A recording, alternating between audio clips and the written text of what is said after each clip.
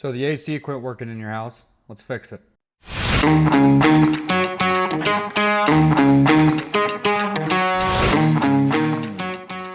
So first things you want to do is you want to check behind the thermostat. There's going to be wires going to these bars, these bus bars. You want to make sure all the wires are tight. So there's going to be little tiny screwdrivers right here, the Phillips heads. There's going to be the one on the right and then the one at the bottom. You want to make sure all those are tight. Now what we're doing, we're testing everything with the power on. So we're going to go to the indoor unit. First thing you want to do is check your filter. Now obviously if your AC compressor is not working, it's not going to be the filter, but that's just a quick check. The next thing we want to do is make sure the coil for the AC isn't iced over. Now there is an access door. I'm just going to kind of bend this door back and get you snuck in here to check that coil. Now, if that did have ice on it, it would be caked in ice, and that wouldn't allow airflow through the condenser. The other thing to check is the fuse on the control panel. It's just a standard automotive fuse. It's either a 3 or a 5 amp fuse. You want to check that, make sure it's not blown. And then also you want to remember this wire. Now this is like a trigger wire that goes to the outside. This is what gives the signal from your thermostat to your outside unit for power to turn it on. Now coming out to the outside unit, we're going to test the contactor, which is right here. It's that black box. The way to test that is grab a multimeter and you want to test all the contacts. Now this bottom portion right here where the wire's coming in, that's your supply in. So that's the power coming from the house to the outside unit. You want to test these. You want to get either 120 or 220 volts going to these two terminals right here. Now the other thing to test too is the two side terminals. Now they're just on the sides where this blue wire is. And then you've got the other wire on this other side. You want to make sure you're getting 24 volts. Now it says 24 volts, but you're actually going to end up getting around 28 volts. But what you want to do is you want to test the terminal on, it's usually on the right side. You want to test that one and you want to ground your other probe on your multimeter to the ground and you want to touch contact with this terminal. You should be getting around 28 volts. Now that's the voltage from that wire that I was talking about earlier from the control panel inside. That comes in and this is what turns the AC compressor on. This is what supplies the voltage to the contactor, which is this. Now a quick check to see if this is actually good or not. Now this style has the button on it. And what you want to do, a quick check, is just to press that button with the power on. If you press that button in and the AC compressor turns on, that most likely means that your contactor is bad. So a way to test that, we're going to go ahead and shut the power off now, get the contactor disconnected, and test it. So first thing, you'll go inside, back to your thermostat. You'll make sure it's on the off position. You want to go to your breaker box, find the breaker for the AC, switch it off. Next, coming on the outside, you want to go to your disconnect box and pull the fuse to the AC unit. Now, what I like to do is I like to grab a non-contact voltage tester just to go over all the terminals, just to make sure there's no voltage to anything. Yeah, just going along all the contacts, just making sure there's no voltage to anything, making sure everything's dead.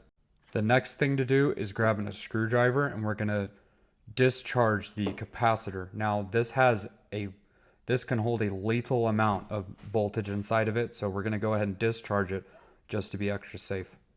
So just grab a screwdriver and you're going to touch each contact with the screwdriver just across, just like this. So this is discharging any voltage that might still be in the capacitor. Next, we're going to start removing all the terminal connectors on the contactor. Now there's going to be, like I said, 2 on the bottom, 2 on the side, and then usually there's about 4 wires going in the top of the contactor. One of them goes to the capacitor, and then you've got your other 2 supply wires on the top that are screwed in. Now when you are taking these wires apart, I recommend taking a picture of it just to keep reference of which wires go where. That'll help you out a lot. And then once you get all those disconnected, there's going to be 2 screws holding the contactor in on the side. You're going to go ahead and remove those. Now, I was actually getting a false reading whenever I was replacing this because I went ahead and replaced the contactor with a new one because I was getting a false reading from those two wires coming from the control unit to the outside unit. I was getting a false reading. I was getting around like 10 volts somewhere around there. So I was getting a false reading. So I thought it was the contactor. Come to find out, the wires where they were twist connected, they were actually corroded.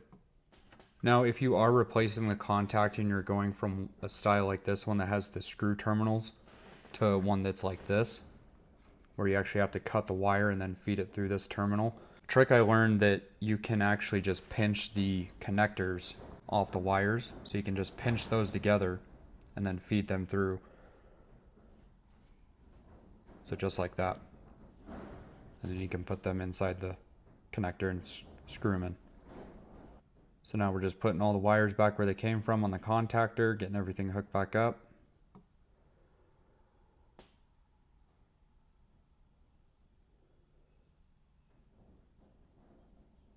So once you've tested the contactor and you know that you're getting 24 volts on the side terminal, 120 volts on the supply wires, and then the next thing you want to do is check for ohms on this. So you'll set your multimeter to ohms. It's going to be that symbol right there.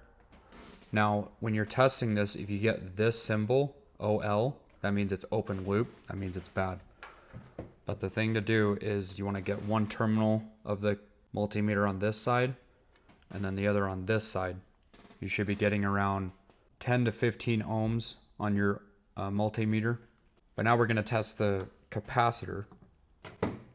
Now with testing the capacitor, you want to set it to microfarad, which is this symbol right here on your multimeter. So we're going to check this, and on the side, you'll see 40 plus 5. So on your capacitor on the top, you'll see the terminal for fan. You'll see another one that has a C, that stands for common. And then the other terminal is Herm.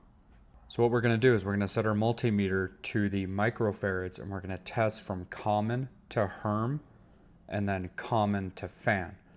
Now, the common to Herm, it should be reading, like it says on the side of the capacitor, it should be reading 40 microfarads plus or minus 10%. So common to fan, we've got 5. Now we're going to test common to Herm. Now this is where we should be getting the 40. So we've got 40 on the multimeter. So we know that capacitor's good. Now going back to the wire I was talking about earlier, the 2 wire from the control board to the AC unit outside, it runs along your AC lines and it connects in through usually the red wire and the blue wire. Seeing right here, I already got the twist connectors off and it was corroded. That's why I was getting a false reading on the multimeter. Here's those twist connects. Bunch of corrosion and